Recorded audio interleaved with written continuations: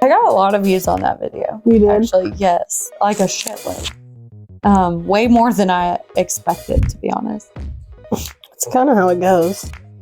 Okay, let's see. 1.3 million plays, so. Thank you. Shout out to everyone who watched that video. Go back and watch. I can't find it. Oh, I do have it. Okay. Oh, it just brings me joy. You didn't finish watching it. I know. Because this is a long case. Yes, it is. And it's very close to home. Very close. It is very close to home. Some of the stuff, like, it's one of those when you read about it, you're like, I know where that is. Mm-hmm. But a small town. Very small town. Mm-hmm. And honestly, a town that, like, you wouldn't really expect something like this to happen. Mm-hmm. It's crazy. It is. It's sad, and it's also crazy when you think that it was recently. Very. Yeah. Less than a year. So many people, I mean, not that murder or stuff like this happens and like a lot of people aren't affected by it, but this one, it's like so many people are involved or were victims or affected by it. It's like really hard to, I feel like we should put a warning out. Yeah, trigger warning, warning. There's a lot of, this one's rough. It's real rough. Yeah. And I feel like it will speak for itself and explain why we're saying that. Mm-hmm. So just, yes, trigger warning. Also, I feel like we should say that if you were listening to this and you have children in your vicinity or in the car with you or whatever, maybe listen to it first or just be prepared to stop or pause at any moment that it might be too much for kids. Yeah, headphones in. Yeah. Like kind of listening. Okay. So this case is the Marion County Six. This happened less than a year ago. June of last year, to be particular about it. So it was Thursday, June 15th of 2023 in a very small town, Marion County, but the town's called Little Sequatchie. Mm-hmm. A home went up in flames. This particular area, 600 people live there, so super duper small. Yeah. But neighbors recall hearing glass breaking and loud pops. I would imagine that's what most house fires sound like. This was happening late at night. The police were called to the scene of a house fire at the 200 block of Pine Street, and as firefighters put out the blaze, investigators entered the scene and were met with absolute horror. No other way to put that. There were 3 adults that were dead, along with 3 children. The children were 11, 8, and 2. And there was another man who was still alive but had suffered 3 gunshot wounds. He was airlifted with live force to Erlanger in downtown Chattanooga. My brother-in-law used to he was a life force pilot. I think an EMT. EMT. Okay. Yeah. But, crazy. Yeah. The amazing work that they do. Anyway. 3 adults, 3 young children. Ugh. So we're not going to be using the children's names. We're just going to call them by their first initial. But the 3 adults, should we give them their names and then talk about it? Yeah, but I also think we should say this is part 1. Yes. For sure there will be a part 2, quite possibly a part 3 to this. Yes. Because it is so recent. It's very difficult to get information from court proceedings or investigators or just anything from news to other investigative works. So part 2, we definitely speak to people that are related by family, close relations for friends, or just relationships in general.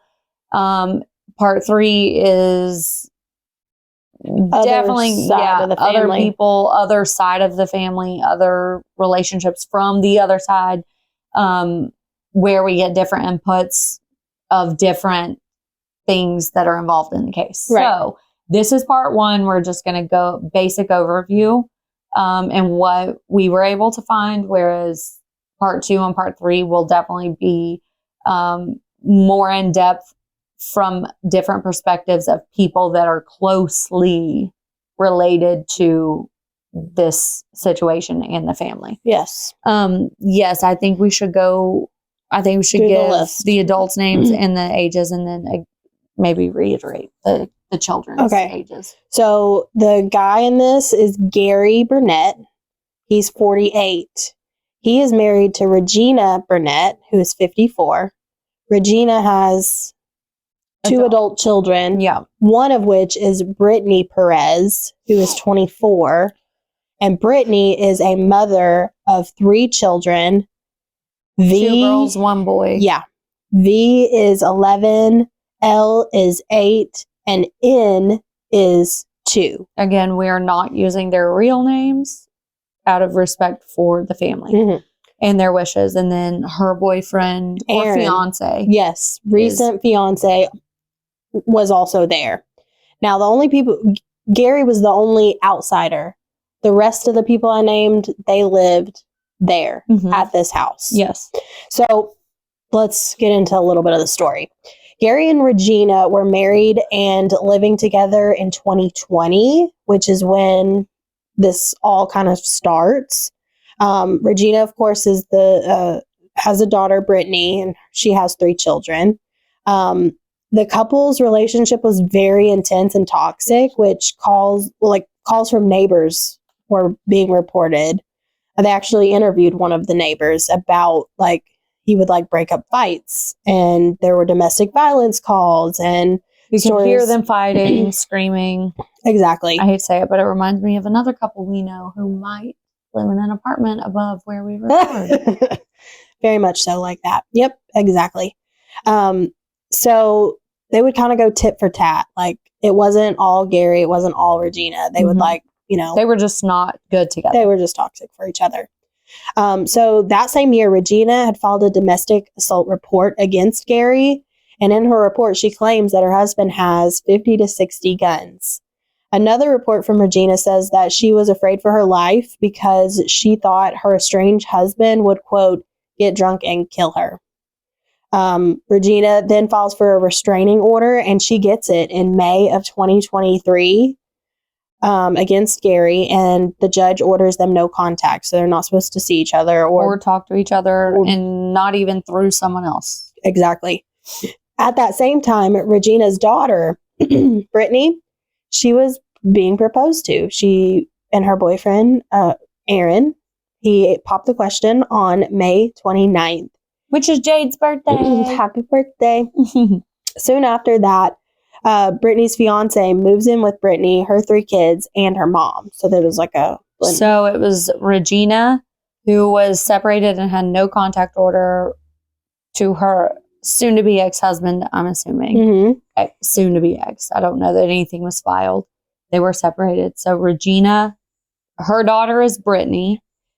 Brittnee has the 3 children, and then Brittnee's fiance, who had just proposed to her, all living under the same roof. Yeah. On June 15th of 2023, Gary, who is Regina's estranged husband, would arrive at Regina's home. He would then shoot and kill Regina and Brittnee and at least one of her children. Of her 3 kids, at least one was found with a gunshot wound, and we have come to find out that the one who did, in fact, have a gunshot wound was the oldest child, who was 11, who we will refer to as V. The other 2 kids, the younger 2, so her middle daughter and her younger son, ages 8 and 2, may have died from gunshot wounds, may have died from smoke inhalation. Not quite sure.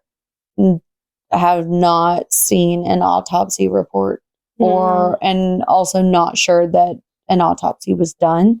If so, it has not been made public. I believe that TBI sent their bodies to Nashville for autopsies, but this was 6 months ago. So like, that's too much. Might not have been given out. Right. Or made public yet. And who wants to see that? No, Nobody. Because either way they were murdered and it wasn't good. So, police believe that Gary went there for revenge on his estranged wife, killing her daughter, Brittnee, and her daughter's 3 children. Aaron was a month into his life with Brittnee at Regina's house as a fiancé. So, and a stepdad. Before all of this would literally just come crashing down and literally and figuratively just come burning down around him. So it makes you think about how quickly life can change, you know? It's scary. It's terrifying. Oh my gosh.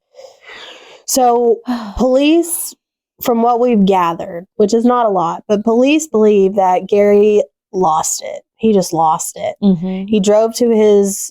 So we find out next episode a little bit more. 2, there are a lot more details about what happened that day, what maybe happened in the past, how this, like the story. Basically verbatim to the only surviving victim. So stay tuned for part 2. In this rage over whatever, he ends up, killing Brittnee, shooting Brittnee's fiance Aaron, and all 3 of her children. Gary then decides to set the house on fire before killing himself.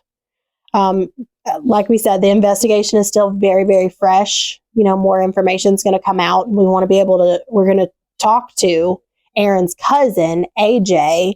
I love her, by the way. I want to be friends fantastic. With her. She's so cool. We're going to talk to her. I can feel her energy through Zoom. Yeah. Like, I love her. I do too. She's just a good one. You know those people that are just like, they're a good one. Yep. She's a good one. She's a good one. And wonderfully enough, she is an expired follower and she listens to the expired podcast. I know, which I felt so fortunate for that. Too. But like also she, with Aaron's permission and the family's permission, spoke to us, gives a detailed account from Aaron's perspective and what happened that night. So, which I really like, because it's like we're not re-victimizing the victim. Yes, it's very respectful. Yes, done with tender, loving care, with respect of him and what he is okay with.